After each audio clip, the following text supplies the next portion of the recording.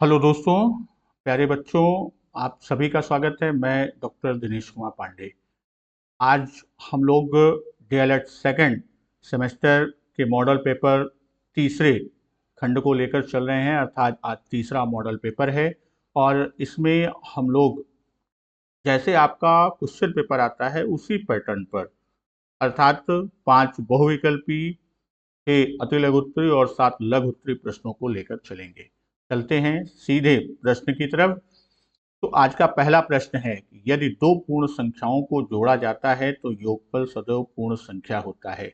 पूर्ण संख्याओं में यह योग का प्रगुण है, संवरक, क्रम विनिमय, साहचर्य या कोई नहीं। तो ये प्रगुण आपका कौन सा है? ये प्रगुण आपका संवरक का है। अर्थात पूर्ण संख्याओं में जैसे हम कोई भी पूर्ण संख्या, किन्हीं दो पूर्ण संख्याओं को जोड़ते हैं तो 2 धन 3 बराबर 5, 3 धन 5 बराबर 8। तो ये भी पूर्ण संख्या, ये भी पूर्ण संख्या और ये भी पूर्ण संख्या, यानी पूर्ण संख्याओं का योगफल सदैव पूर्ण संख्या होता है, ये संवरक नियम कहता है। वहीं जब हम क्रम विनिमय की बात करते हैं तो क्रम विनिमय दो संख्याओं के योगफल पर संख्याओं के क्रम का कोई प्रभाव नहीं पड़ता।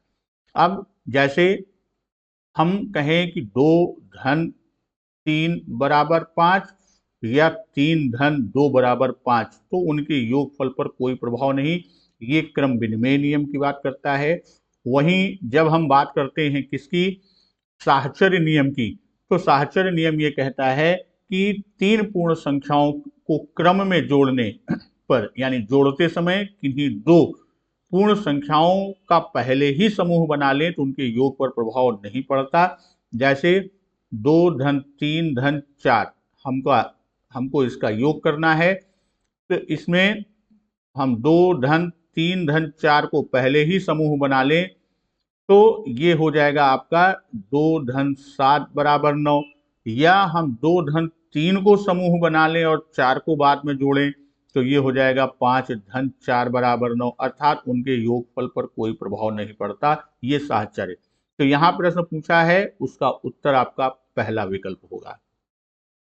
दूसरा प्रश्न, एक त्रिभुज की भुजाओं का क्षेत्रफल 48 वर्ग सेमी है, यदि उसकी ऊंचाई 8 सेमी तो आधार का क्या होगा? तो त्रिभुज का क्षेत्रफल हम लोग जानते हैं कि 1/2 गुणे आधार गुणे ऊंचाई। यहां ऊंचाई हमको मालूम है, क्षेत्रफल मालूम है, तो हम आधार ज्ञात कर लेंगे। तो क्षेत्रफल कितना है? 48, और आधार को a मान लेते हैं 1/2, और फिर ऊंचाई आपका कितना है? 8, तो 2 से 8 कट जाएगा 4, तो a बराबर कितना हो जाएगा? 48/4, अर्थात a का मान कितना आएगा? 12 सेमी, और पहला विकल्प क्या होगा? हमारा उत्तर होगा। दूसरा प्रश्न अगला, समीकरण 1.5y - 7 is equal to 0.5y का मान ज्ञात करना है। तो यहां हम जानते हैं कि 1.5y, अब 7 को हम इधर पक्षांतरित कर देते हैं और y को इधर, -0.5y इज इक्वल टू 7। तो 1.5 में से 5 वापस कट जाएगा तो y बराबर कितना आएगा? 7, दूसरा विकल्प हमारा उत्तर होगा। 16, 32, 64 का लघुत्तम समापवर्त ज्ञात करना है। तो हम आप जानते हैं इसका, वैसे इसको देख के भी कि यहाँ पर सबसे बड़ा कौन सा आ रहा है 64, तो हम सीधे इसका उत्तर लगा सकते हैं कि इसका लघुत्तम समापवर्त कितना आएगा? 64। और इसको हल करने के लिए 16, 32 और 64 का हम क्या करते हैं? अभाज्य गुणनखंड करते हैं। तो आप काटते जाएंगे, तो ये आप तब तक काटेंगे जब तक नीचे 1 1 1 ना आ जाए। तो यहां आपका उत्तर क्या होगा? 64 होगा। ऋण 1 और 1 के बीच कितनी परिमेय संख्याएं प्राप्त की जा सकती हैं? अभी पिछले वीडियो में हमने बात किया था, पिछले मॉडल पेपर में, कि किन्हीं दो परिमेय संख्याओं के बीच हम अनंत परिमेय संख्याएं प्राप्त कर सकते हैं। तो इस प्रश्न का उत्तर क्या होगा? इस प्रश्न का उत्तर चौथा विकल्प अनंत होगा। परिमेय संख्या ऋण 24/45 की समतुल्य संख्या। तो समतुल्य संख्या के लिए ये जान लीजिए कि किसी परिमेय संख्या किसी परिमेय संख्या में हम क्या करते हैं, किसी परिमेय संख्या में नहीं बल्कि के अंश व हर, अंश एवं हर में किसी शून्येतर संख्या से, किसी शून्येतर संख्या से गुणा करने पर हमको समतुल्य परिमेय संख्या मिलती है। तो यहाँ ऋण 24/45 है। तो अब इसमें आप इसके गुणज निकालते जाइए, 2 से गुणा, 3 से गुणा, 4 से गुणा। हम जैसे यहाँ जानते हैं कि P/Q है, तो अंश और हर दोनों में 2 से गुणा कर दें, या तो ये कितना आ जाएगा 2P/2Q, 3 से करेंगे तो 3P/3Q, 4 से करेंगे तो 4P/4Q। यहाँ एक चीज ध्यान रखना है, एक शब्द है शून्येतर संख्या से इतर, यहां पर इसको ध्यान दे दीजिएगा, शून्येतर संख्या से इतर यानी शून्य के अलावा किसी भी संख्या। तो अब यहां पर ये चीज आप देखिए कि शून्य से इतर, यहां पर हम बात करेंगे तो शून्य के अलावा जितनी पूर्णांक संख्याएं हैं, यहां एक चीज और आप ऐड कर लीजिएगा कि हम पूर्णांक, क्योंकि पूर्णांक को हम जानते हैं क्या कि पूर्णांक में 3, एक आपका पॉजिटिव धनात्मक पूर्णांक होता है, एक आपका शून्य होता है और एक आपका ऋणात्मक पूर्णांक होता है। तो शून्य के अलावा किसी से भी हम गुणा करेंगे तो हमें क्या मिलेगी, समतुल्य संख्या। तो यहां पर समतुल्य संख्या है तो हमने दे दिया, 2 से गुणा कर देंगे तो -48/90। 3 से करेंगे, अगर इसी में हम 3 से कर दें तो 24 का आएगा कितना, 72, और 45 का 135 यानी -72/135, और ये सोवान चलती रहेगी। नेक्स्ट क्वेश्चन, 2x + 2 की पावर x + 1 = 16। 2 की पावर x + 1 = 16 है, तो 16 को भी आप अभाज्य गुणनखंड 2 दूनी 4 दूनी 8 दूनी 16, अर्थात हम 16 को लिख सकते हैं 2 की पावर 4। तो 2 की पावर x + 1 = 2 की पावर 4, आधार समान है तो घात समान होगी, तो x + 1 = 4, तो x = 4 - 1 अर्थात 3, और यही आपका आंसर होगा। एक ऐसे वृत्त की त्रिज्या मालूम करें जिसका क्षेत्रफल दो ऐसे वृत्त के क्षेत्रफल के योग के बराबर हो जिनकी त्रिज्या 5 मीटर और 12 मीटर। तो हम जानते हैं वृत्त का क्षेत्रफल कितना है, वृत्त का क्षेत्रफल πr² होता है। तो पहला वृत्त जो दिया गया है उसका आयतन कितना होगा, उसका क्षेत्रफल, पहले वृत्त का क्षेत्रफल कितना हो जाएगा, पाई 5 है तो 5 का वर्ग, अर्थात ये हो गया 25 पाई। वहीं दूसरे वृत्त का क्षेत्रफल हम निकालेंगे तो वो कितना हो जाएगा, पाई 12 का स्क्वायर, अर्थात ये हो जाएगा 144 पाई। ये वर्ग मीटर, इतना वर्ग मीटर और ये वर्ग मीटर। यहाँ ये विशेष ध्यान रखिए, यूनिट जरूर लिखिए, नहीं तो आपके नंबर इसी पर कट जाते हैं। अब ये कहता है कि इन दोनों का योग, तो यानी जो वृत्त हमको बनाना है, तो नया वृत्त जो है, नया वृत्त का क्षेत्रफल आप ज्ञात कर लीजिए, तो वो कितना है, इन दोनों का योग है, तो आपका कितना हो गया, 25 पाई धन 144 पाई, तो ये आपका हो गया 169 पाई वर्ग मीटर। अब हम जानते हैं ये सूत्र हमारा πr², हमें त्रिज्या मालूम नहीं है, तो हम लिखेंगे πr² बराबर 169 पाई। तो पाई से पाई कट गया तो r² बराबर कितना हो गया, 169, तो r बराबर √169, और जानते हैं 169 13 का वर्ग मूल वर्ग है, तो 169 का वर्गमूल 13, अर्थात नए वृत्त की त्रिज्या कितनी होगी? 13 मीटर होगी। अगला क्वेश्चन है कि x का मान ज्ञात करना है। समीकरण 8x minus 3/3x is equal to 2। तो 2/1 कर दें, वैल्यू में कोई परिवर्तन नहीं, तिरछा गुणा कर दीजिए, तो आपका हो जाएगा 8x minus 3 is equal to 6x। x को इधर पक्षांतरित कीजिए बाईं तरफ, 3 को दाईं तरफ, तो आपका हो जाएगा 8x minus 6s is equal to 3। तो 8 में से 6 गए, यानी 2x इज इक्वल टू 3, तो x इज इक्वल टू 3/2, और यही क्या होगा? आपका आंसर होगा।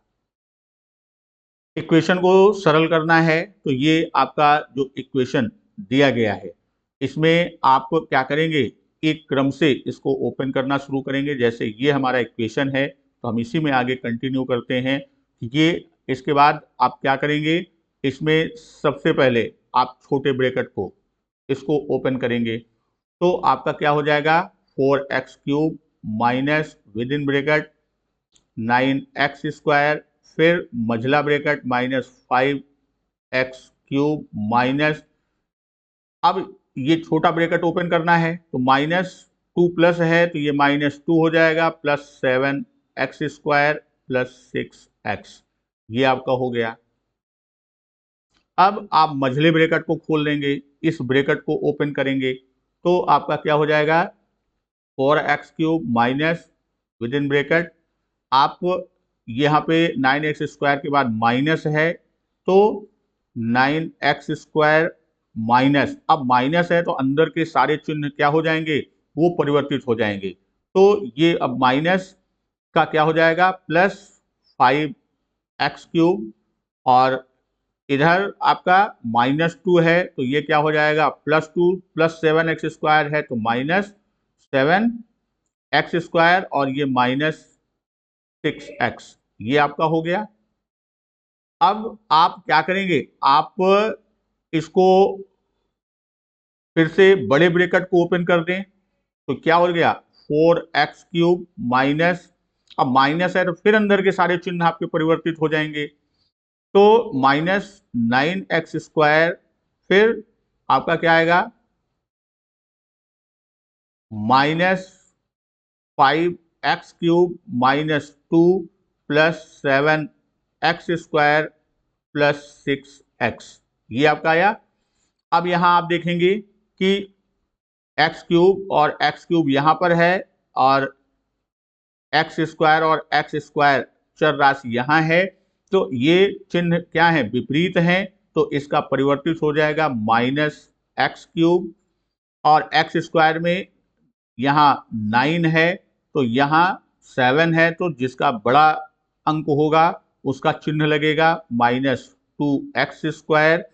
अब यहाँ पर आपका क्या बचा? +6x और -2, और यही क्या होगा? सरलीकृत आपका रूप आंसर होगा। अगला क्वेश्चन है कि y बराबर 22/7x² में चर और अचर, तो इसमें चर क्या है? इसमें चर x और y है, और अचर जो है वह क्या है? 22/7 है। अगला क्वेश्चन फिर आपका इक्वेशन पे है, सरलीकरण करना है इसका, तो यहां पर आप क्या करेंगे? ये आपका इक्वेशन है, तो बराबर, सबसे पहले आप किसको खोलेंगे? सबसे पहले आप बार को खोलेंगे, रेखा कोष्ठक, तो आपका क्या हो गया? 15 ऋण ब्रैकेट में -3, फिर दूसरे ब्रैकेट में 4 ऋण 6 ऋण 2, ये इसको आपने क्या किया? इसी को आपने ओपन किया, तो अब यहां पर जो हमने इसको ओपन किया रेखा कोष्ठक, तो ये आपका क्या हो जाएगा? 6 ऋण 2 जो है, ये आपका सीधे सीधे हम यहाँ कोष्ठक ओपन करते हैं, तो 4 ऋण 4 कर देते हैं, और भागे 3, मझले ब्रैकेट में 5 धन ऋण 3 गुणे ऋण 6, मझला ब्रैकेट बंद, तो ये आपका क्या हो गया। अब इसके बाद आप देखेंगे तो ये आपका 15 ऋण विद इन ब्रैकेट ऋण 3, दूसरे ब्रैकेट में आपका 0 हो गया, 4 में से 4 गए 0, -3 और मझले ब्रैकेट में 5 धन 18, क्योंकि ऋण ऋण का गुणा धन हो जाएगा। तो यहां आप देखिए तो 15 ऋण, अब ऋण 3 और 0 का आप रूप देखिए तो ऋण 3 और इधर 0 से पहले, चूंकि आप फार्मूला जानते हैं बॉड मॉस, तो अब पहले डिवीजन करेंगे फिर मल्टीप्लिकेशन। तो 0 में इस पूरी अदद से अगर हम डिवाइड करेंगे तो उसकी वैल्यू क्या आएगी, उसकी वैल्यू 0 आएगी, यानी इंटू 0। और फिर 15 ऋण ऋण 3 में 0 से गुणा होगा तो इसका मान भी 0 आएगा, 15 ऋण 0, और आपका उत्तर कितना आएगा, 15 आएगा। नेक्स्ट क्वेश्चन, ऋण 5/9 ऋण 7/12 और 11/18 का योग कीजिए। तो ऋण 5/9 धन ऋण 7/12 धन 11/18। तो हम सबसे पहले क्या करेंगे, 9, 12 और 18 का क्या लेंगे, हम इसका एलसीएम लेंगे। तो इसका एलसीएम जब आप निकालेंगे तो इसका एलसीएम 36 आएगा। तो हम हर को 36, अब 9 चौक 36, तो ऋण 5 गुणे 4 धन 12 तिहाई 36 है, तो ऋण 7 गुणे 3 धन 18 दूनी 36, 11 गुणे 2। तो ये आपका कितना आ गया, 5 चौक 20 ऋण 20 धन, अब ये ऋण है तो यहां ये धन के बजाय क्या होगा, यहां ये ऋण का चिन्ह हो जाएगा।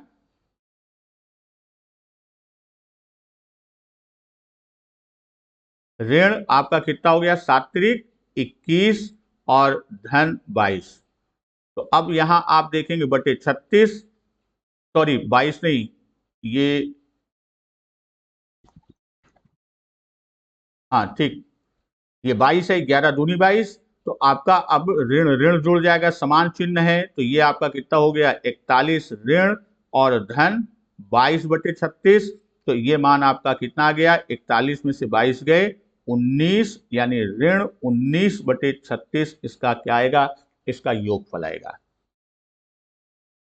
नेक्स्ट क्वेश्चन, वह छोटी से छोटी संख्या ज्ञात कीजिए जिसमें 7 घटाने पर ये से विभाजित, यानी 12, 16, 18, 21 से विभाजित हो जाए।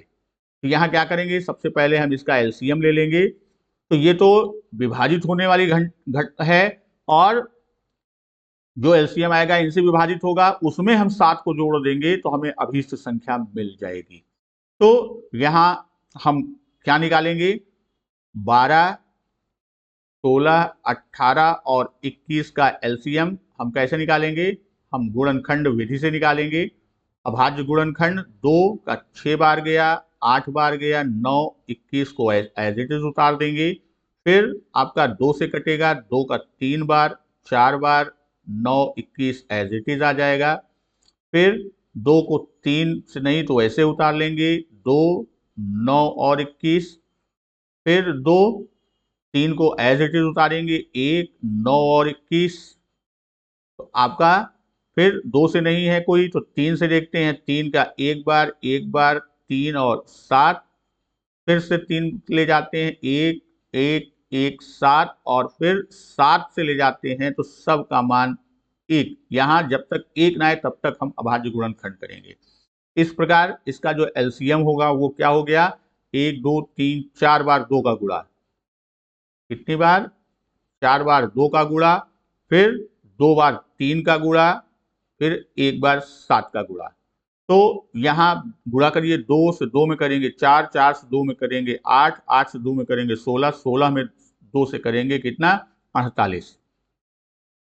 और इधर 7 तिरिक 21 बचा, आप 21 से गुणा कर दीजिए तो आप देखिए 8, 4, 2, 8, 16 है, और 2 चौक 8, 1, 9। अब इसको जोड़ दीजिए तो 8, 6, 4, 10, 9 1 10, 1008 आपका आया, यानी इसका एलसीएम कितना आया 1008। तो ये तो है। अब अभीष्ट संख्या क्या है, 7 घटाने पर तो हम क्या करेंगे, इसमें 7 जोड़ देंगे तो 1015 जो होगा वही क्या होगी, वही हमारी अभीष्ट संख्या होगी और वही हमारा उत्तर होगा। ओके, आगे बढ़ते हैं। एक न्याय पंचायत में 2x-3 ग्राम सभाएं हैं और प्रत्येक ग्राम सभा में 2x² + 5x + 6 नलकूप हैं। न्याय पंचायत में कुल कितने नलकूप हैं यदि x = 1 है? तो यहां हम क्या करेंगे, x² + 5x + 6 में 2x + 3 से हम क्या करेंगे, इससे हम मल्टीप्लाई कर देंगे। तो एक बीजी व्यंजक में गुणा करते हैं तो पहले एक व्यंजक से गुणा करते हैं, फिर दूसरे से, तो पहले 2x से करते हैं तो ये क्या हो जाएगा 2x³ + 5 और 2 10x² + 12x। ये हमने 2x से किया। अब इसमें आप 3 से करिए तो 3x², तो अब जो घात है उसी के नीचे हम लिखते हैं, तो ये क्या हो जाएगा 3x², और फिर 3 से 5 में गुणा करेंगे तो +15x आपका हो जाएगा, और 6×3 18, यानी 18 अलग से हम लिखेंगे, वो उसके कोई है नहीं, तो इसको आप जोड़ दीजिए तो 2x³ + 13x² + 27x + 18। अब यहाँ x = 1 का मान आप रख दीजिए। x = 1 का मान रखेंगे तो 2 × 1⁻³ 1 होता है, धन 13 × 1² 1 होता है, धन 27 × 1 धन 18। तो ये आपका जो मान आएगा, इस मान को हम पुनः यहां देखते हैं तो ये कितना आया 2 धन 13 धन 27 धन 18। तो 13 2 15 और 15 और 27 42, 42 18 60, यानी कुल कितने होंगे 60 नलकूप होंगे। नेक्स्ट क्वेश्चन में चलते हैं। व्यंजक के प्रकार उदाहरण सहित बताइए। तो व्यंजक को हम जानते हैं कि व्यंजक हम उनको कहते हैं जिसमें अचर यानी संख्याएं, चर और क्या होती हैं सामान्य संक्रियाएं सम्मिलित होती हैं। जिनमें सामान्य संक्रियाएं क्या होती हैं, सम्मिलित होती हैं, उनको हम व्यंजक कहते हैं, बीजीय व्यंजक। और इनके प्रकार की जब हम बात करते हैं तो इसको दो भाव में हम समझ सकते हैं, 2 आधारों पर। एक को 3 खंडों में हम बांटते हैं, जिसे हम कहते हैं एक घाती व्यंजक, दूसरा द्विघाती व्यंजक और तीसरा त्रिघाती व्यंजक। अब यहां पर आप देखिए, एक घाती को ही हम रेखीय व्यंजक भी कहते हैं। यहां उदाहरण है एक घाती जैसे x + y = 3, एक एग्जाम्पल हमने दे दिया। द्विघाती है तो x² + 6x + 9 = 0 है। त्रिघाती है तो x³ + y³ + z³ बराबर हमने कोई संख्या ले लिया, मान लीजिए 8 ले लिया। फिर दूसरा, हम पद के आधार पर इसका विभाजन करते हैं, पहला घात के आधार पर, दूसरा पद के आधार पर। तो हम कहेंगे एक पदी, दूसरा कहेंगे द्विपदी और तीसरा कहेंगे त्रिपदी। तो एक पदीय व्यंजक का आशय यह है जिसमें एक ही पद हो, यानी चर एक पद भी हो, एक पद हो। जैसे हमने लिखा 5x - xy, या यहाँ पर 9p³। अब यहाँ द्विपदी की बात करेंगे तो 3x + 2m, या a² - b²। त्रिपदी का उदाहरण जब हम लेंगे तो इसमें 3 पद, जैसे हमने ले लिया x² + 2xy + y²। अब यहाँ पर आपके 3 पद हैं, तो ये हमारे व्यंजक के प्रकार और उदाहरण हैं। एक कमरे का फर्श 300 सेमी गुणे 425 सेमी माप का है, तो कमरे की फर्श का वर्गाकार टाइल लगाने हैं, तो एक ही माप के कम से कम लगाए जाने वाले टाइलों की संख्या। तो हमारा जो कमरे का माप है, जो कमरे का माप है वह 300 और 425 है, तो इसका जो क्षेत्रफल होगा कमरे का, किसका, कमरे का जो क्षेत्रफल होगा वह क्या होगा, 300 गुणे 425, ये आपका वर्ग सेमी। अब यहां टाइल की अधिकतम लंबाई जो होगी, हम क्या करेंगे, टाइल की अधिकतम लंबाई जो होगी, क्योंकि वो कैसी है, वर्गाकार, तो वह इन दोनों संख्याओं यानी कमरे की लंबाई 300 व 425 का HCF होगा। तो अब इसका हम HCF निकाल लेते हैं। तो 425 में 300 से हम भाग देते हैं, तो एक बार गया, बचा कितना, 125। अब 125 से भाग देंगे किसमें, 300 में, तो ये आपका 2 बार गया, 250, 50 बचा। अब 50 से किसमें भाग देंगे, 125 में, तो 2 बार गया, 100, 25 बचा, 25 से भाग देंगे किसमें, 50 में, तो ये 2 बार गया और पूर्णतया कट गया, तो अर्थात 25 क्या है, हमारा मासा। यानी टाइल की अधिकतम लंबाई क्या होगी, टाइल की अधिकतम लंबाई होगी 25 मीटर। तो अब हम टाइल की संख्या निकाल सकते हैं। हम टाइल्सों की संख्या कैसे, हम कमरे का क्षेत्रफल 300 गुणे 425 और बटे 25 गुणे 25, यानी एक टाइल का क्षेत्रफल और कमरे के क्षेत्रफल इनका आपस में भाग दे देते हैं। तो ये आप देखेंगे कि यह आपका 25, ये जाएगा आपका कितनी बार, ये आपका 12 बार जाएगा।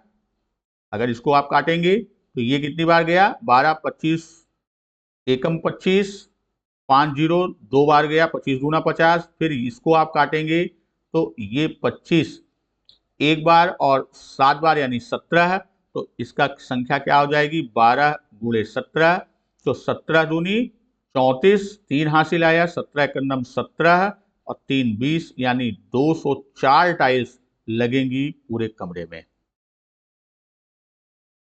अगला क्वेश्चन है, 9 सेमी तथा 4 सेमी के 2 घनों को पिघलाकर एक बड़ा घन बनाया गया, बड़े घन का आयतन।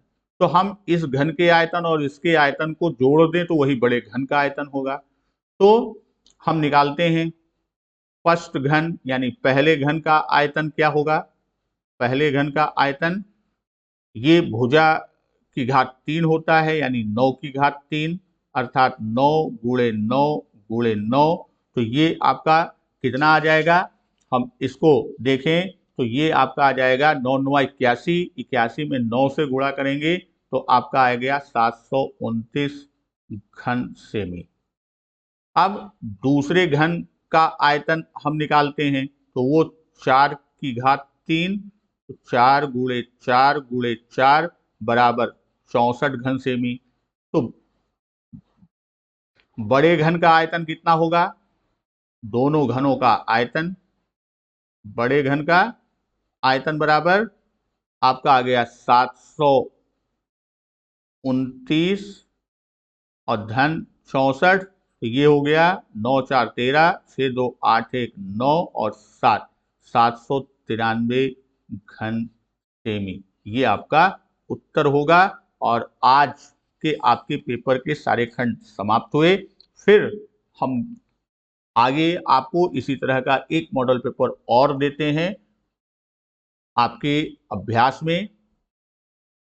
इसी परीक्षा यानी आपकी मैथ्स की परीक्षा 16 तारीख को पड़ेगी, तो हम एक मॉडल पेपर देके और एक मैराथन, कम से कम एक मैराथन क्लास आपको मैं 1.5 से 2 घंटे लाइव का दे दूंगा और आवश्यकता अगर मौका मिला तो हम एक से ज़्यादा भी मैराथन आपके लिए करा देंगे।